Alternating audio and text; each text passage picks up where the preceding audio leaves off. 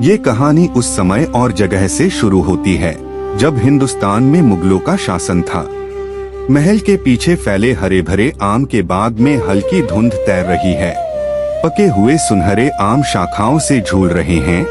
महल का आंगन संगमरमर के फव्वारे और धीरे चलते सेवक सुबह की नरम रोशनी में लंबे साए बिखेर रहे हैं। सम्राट महल की गलियों में चल रहे हैं। झरोकों से आती रोशनी उनके चेहरे पर पड़ रही है और वह हाथ से आम की शाखा को छूते हुए संतोष भरी मुस्कान के साथ देखते हैं। अब हम प्रवेश करते हैं मुगल दरबार में, जहां विशाल संगमरमर के स्तंभ, जटिल नक्काशी और सुंदर कालीन इसकी भव्यता को और निखार रहे हैं। राजा अकबर राजसी सिंहासन पर विराजमान हैं। उनके सोने के कढ़ाई वाले वस्त्र और महल की सजावट शक्ति और शान का प्रतीक हैं।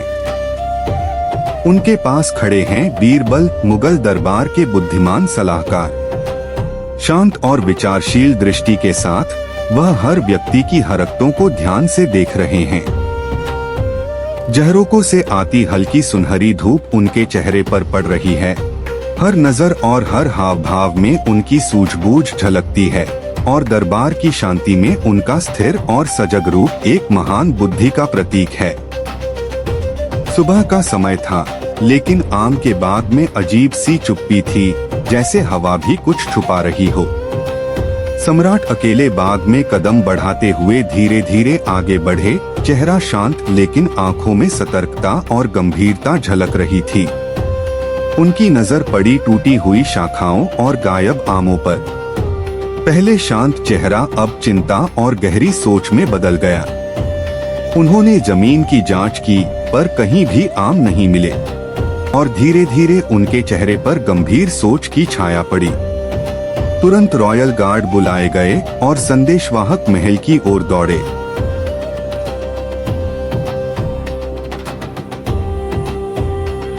बाग के मुखिया, जो आमों की देखभाल करते थे, डर और घबराहट के साथ सम्राट के सामने खड़े हैं। सैनिक एक दूसरे की ओर घबराई और अनिश्चित नजरों से देखते हैं। पूरा बाग अब रहस्य और गंभीर तनाव से भर गया है, जैसे कोई बड़ी घटना होने वाली हो। 4 आम के बाग के मजदूर डरते डरते महल के दरवाजे से अंदर आए। उनके चेहरे पर घबराहट साफ झलक रही थी। वे राजसी दरबार में खड़े हुए, सम्राट की तीखी नजरों के सामने। सम्राट की मौजूदगी, उनकी सत्ता और शक्ति हर किसी पर स्पष्ट थी। मजदूर धीरे धीरे झुककर सम्मान दिखाते हैं, पर उनके हाथ और चेहरों से तनाव साफ महसूस हो रहा था। दरबार के सलाहकार बीरबल शांत और ध्यानपूर्ण दृष्टि से किनारे से हर प्रतिक्रिया को पढ़ रहे थे। सम्राट सवाल पूछते हैं, आवाज में ठहराव और गंभीरता, और मजदूर सिर हिलाकर अपनी बेगुनाही जताते हैं। दरबार में खामोशी और तनाव फैल गया है। बीरबल एक कदम आगे बढ़ते हैं, नजरों से हर चेहरे का निरीक्षण करते हैं, आंखों की सूक्ष्म हरकतों से सच को भांपते हैं। एक मजदूर अपने डर के कारण नजरें झुका लेता है। बीरबल धीरे धीरे अपने दिमाग में योजना बनाते हैं, जैसे कि किसी जटिल पहेली का हल निकाल रहे हों। दरबार के बीचों बीच एक सैनिक समान लकड़ियों का गट्ठर लेकर आता है। संगमरमर के फर्श पर लकड़ियां रखी जाती हैं और सबकी नजरें बीरबल पर टिक जाती हैं। बीरबल शांत भाव से एक लकड़ी उठाते हैं, जैसे किसी गहरी योजना को मन ही मन आकार दे रहे हों। फिर वे एक एक करके 4 मजदूरों को लकड़ियां सौंप देते हैं। मजदूरों के चेहरों पर घबराहट साफ झलक रही है। किसी के हाथ हल्के से कांप रहे हैं, कोई लकड़ी को कसकर पकड़ रहा है। तभी बीरबल आत्मविश्वास से कहते हैं, ये साधारण लकड़ियां नहीं हैं। कल सुबह जिस व्यक्ति ने चोरी की होगी, उसकी लकड़ी 2 इंच बढ़ जाएगी। दरबार में सन्नाटा छा जाता है। सम्राट उत्सुकता से यह सब देख रहे हैं। एक मजदूर घबराकर गला निगलता है। बीरबल के चेहरे पर हल्की मुस्कान उभरती है, जैसे उन्होंने बिना शोर किए एक जाल बिछा दिया हो।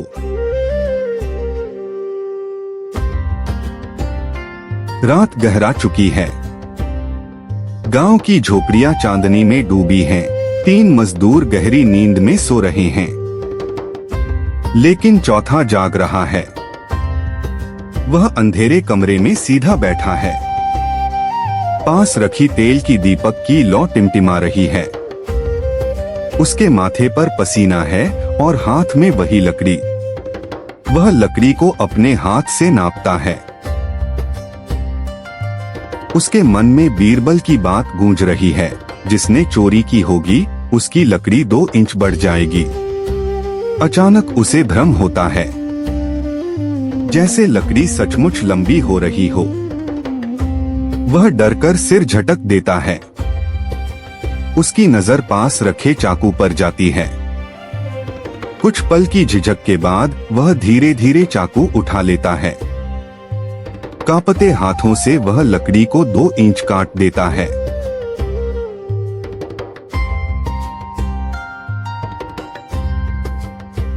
उसकी सांसें तेज हो जाती हैं। कटे हुए टुकड़ों को छुपाकर वह दीपक बुझा देता है। अब सिर्फ चांदनी है और उसके चेहरे पर साफ लिखा हुआ डर। वह लेट तो जाता है, मगर नींद उससे कोसों दूर है। सुबह की पहली किरणों के साथ महल एक बार फिर जाग उठता है। चारों मजदूर हाथों में अपनी अपनी लकड़ियां लिए दरबार की ओर बढ़ रहे हैं। उनके चेहरों पर चिंता साफ दिखाई दे रही है, खासकर उस मजदूर के चेहरे पर जिसके दिल में डर छुपा है। दरबार तैयार है। सम्राट अपने सिंहासन पर गंभीरता से बैठे हैं और बीरबल दरबार के बीच खड़े सब कुछ ध्यान से देख रहे हैं। मजदूर एक पंक्ति में खड़े होकर अपनी लकड़ियां आगे बढ़ाते हैं।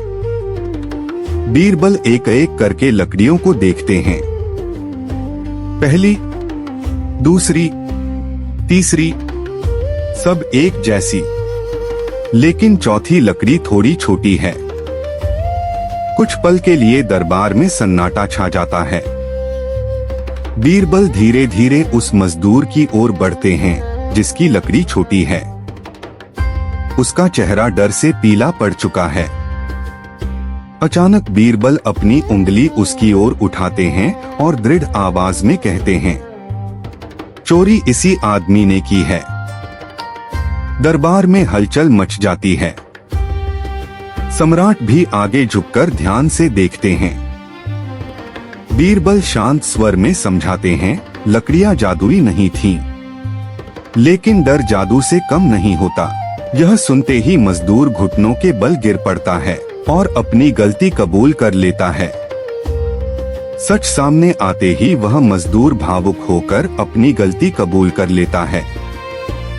उसकी आंखों में आंसू हैं और दरबार में गहरी खामोशी छा जाती है। सम्राट ध्यान से सब सुनते हैं और बीरबल शांत भाव से उनके पास खड़े रहते हैं। कुछ पल बाद सम्राट अपना हाथ उठाते हैं और दया का संकेत देते हैं। सैनिक अपने हथियार नीचे कर लेते हैं। दरबार का तनाव धीरे धीरे खत्म हो जाता है और माहौल फिर से शांत हो जाता है।